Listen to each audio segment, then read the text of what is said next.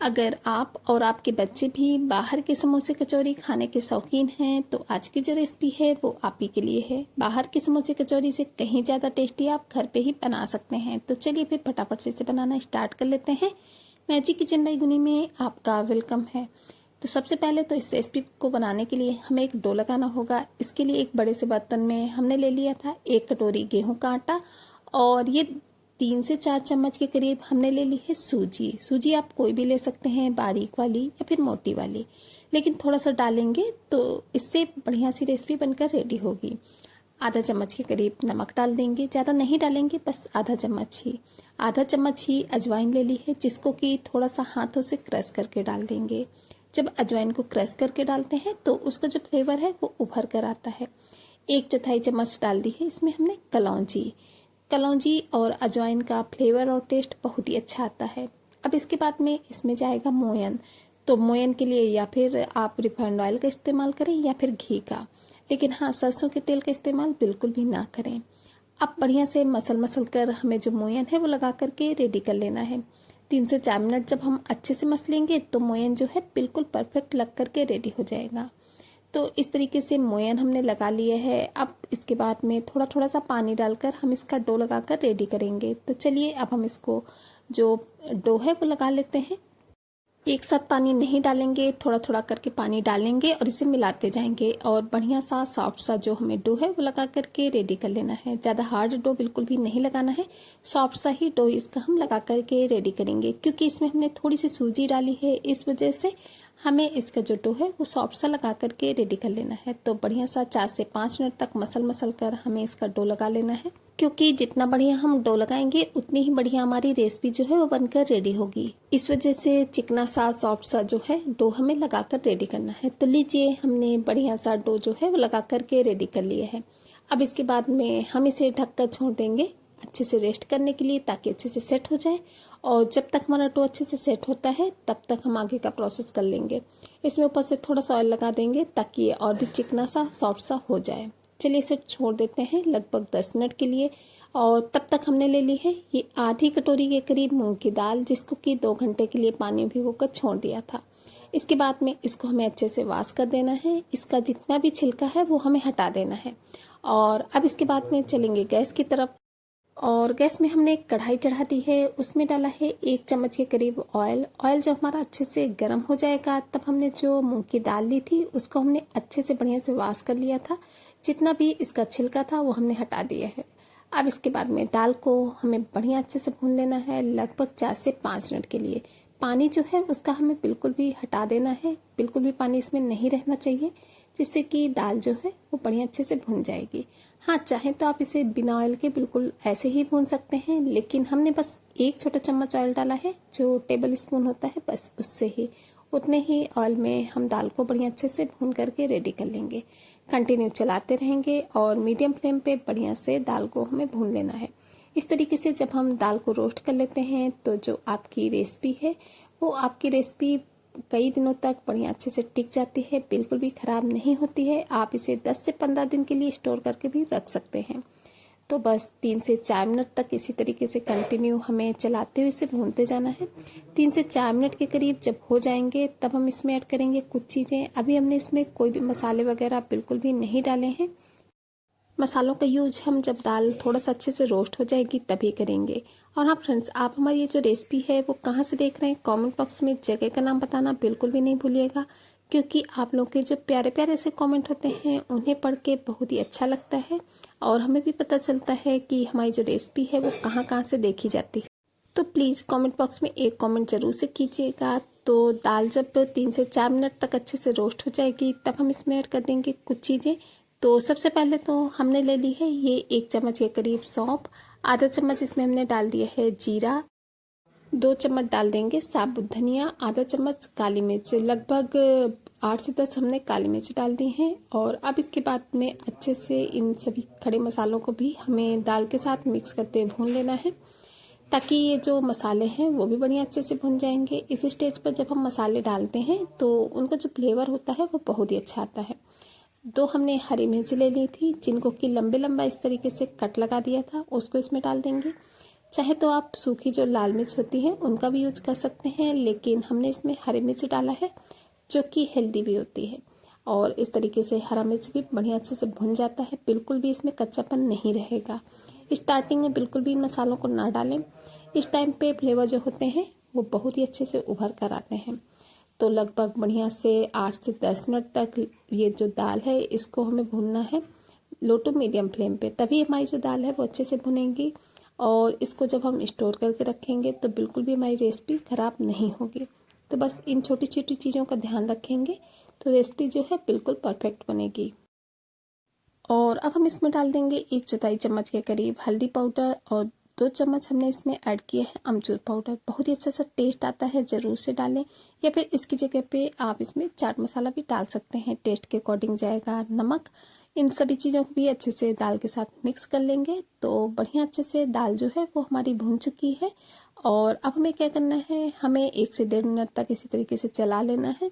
और 1 से 1.5 मिनट जब हो जाएंगे तो दाल बिल्कुल खिली खिली सी हो जाएगी। इस तरीके से आपको एक बार हम पास से भी दिखाएंगे कि दाल हमारी कितना बढ़िया अच्छे से भून चुकी है। और इस तरीके से जब हम दाल को भून लेते हैं तो ख़राब होने का जो चांस होता है बहुत ही कम हो जाता है, क्योंकि दाल में जो है वो मॉइस्चर बिल्कुल भी नहीं बचता है इस वजह से। तो चलिए बढ़िया अच्छे से हमारी दाल जो है वो भुन चुकी है। अभी हम गैस की फ्लेम को ऑफ कर देते हैं और इसको ठंडा होने के लिए छोड़ देते हैं ताकि अच्छे से ठंडा हो जाए। और 8 से 10 मिनट के करीब में हमारी जो दाल है वो अच्छे से ठंडी हो चुकी है। तो हमने एक मिक्सी का जार ले लिया है और इस पूरी ही दाल को हम ट्रांसफ़र कर देंगे मिक्सी के जार में। तो चलिए पूरी दाल को हम मिक्सी के जार में ट्रांसफ़र कर देते हैं। पूरी दाल को मिक्सी के जार में ट्रांसफ़र करने के बाद में मिक्सी जार का ढक्कन बंद करेंगे और इसका हमें फाइन सा जो पाउडर है वो बना करके रेडी कर लेना है। तो लीजिए दाल को बढ़िया अच्छे से हमने पीस करके रेडी कर लिया है। बहुत ही टेस्टी सा जो दाल का मसाला है वो हमारा बनकर रेडी हो चुका है। तो अब इस दाल के मसाले को हम निकाल लेंगे एक प्लेट में। तो जितना भी हमारा दाल का मसाला था पूरे ही दाल के मसाले को हमने इस प्लेट में निकाल लिया है। तो रेडी हो चुका है बहुत ही टेस्टी सा दाल का मसाला, जो कि हमने मूंग की दाल से बनाकर रेडी किया है। बहुत ही कम मसालों में बनाया है, घर के ही सामानों से आसानी से बनकर रेडी हो जाता है। तो चलिए अभी हम मिक्सी के जार को रख देंगे साइड में और मसाले को हमने ले लिया है।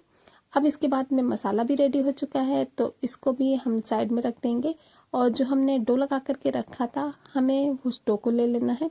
तो चलिए डो को चेक कर लेते हैं कि डो हमारा अच्छे से सेट हुआ है या नहीं। तो डो जो है वो हमारा बहुत ही बढ़िया से सेट हो चुका है। तो इसको एक बार हम थोड़ा सा हाथों से और मसल लेंगे। और अब इसके बाद में इसके आधे पार्ट्स को हमें रख लेना है एक चकले में। चकले में रखने के बाद में पहले तो हमें इसे थोड़ा सा चिकना कर लेना है और चिकना करने के बाद में हमें इसकी लोइयाँ कट करनी है। तो लोइयाँ ज़्यादा बड़ी बड़ी नहीं कट करेंगे, जैसे कि हम कचौरी वगैरह बनाने में लोई कट करते हैं सेम उसी साइज़ की हमें अपनी सभी लोइयाँ जो है वो कट करके रेडी कर लेनी है।